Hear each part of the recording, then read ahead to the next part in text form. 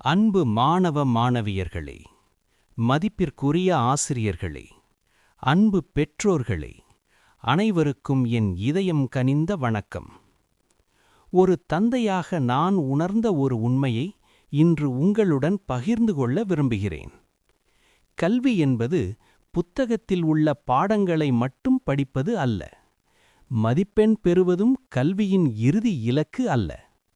ஒரு பாடத்தில் இருக்கும் அறிவை புரிந்து கொண்டு அதை வாழ்க்கையில் செய்து பார்த்து அனுபவமாக மாற்றும் திறமையே உண்மையான கல்வி.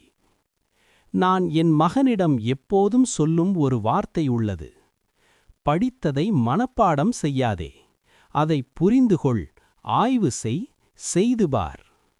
மாணவர்களே, கல்வியில் உயர வேண்டுமென்றால் கேள்வி கேட்க வேண்டும், ஆராய்ந்து பார்க்க வேண்டும், தவறுகளை அஞ்சாமல் அனுபவம் பெற வேண்டும், புதியதை உருவாக்க முயற்சி செய்ய வேண்டும்.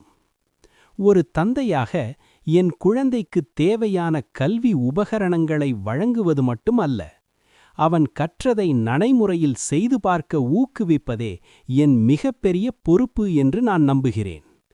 ஏனெனில் அனுபவத்துடன் கற்ற கல்வி ஞானமாக மாறுகிறது. ஞானம் புதுமையை உருவாக்குகிறது. புதுமை ஒரு நாட்டின் வளர்ச்சியை நிர்ணயிக்கிறது.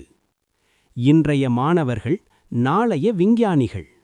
ஒரு நல்ல பெற்றோரின் வழிகாட்டுதலுடன் வளர்ந்த மாணவன் இந்திய தேசத்திற்கு பெருமை சேர்க்கும் பெரிய சாதனையாளராக உருவாக முடியும். மாணவர்களே, உங்கள் பெற்றோரின் ஆதரவை மதியுங்கள். அவர்கள் கனவு உங்கள் எதிர்காலம். அவர்கள் முயற்சி உங்கள் வெற்றி. நாம் அனைவரும் இன்று ஒரு உறுதி எடுக்கலாம். படிப்போம், புரிந்து கொள்வோம், செய்து பார்ப்போம், புதுமை படைப்போம், இந்தியாவை முன்னேற்றுவோம். நன்றி, வணக்கம்.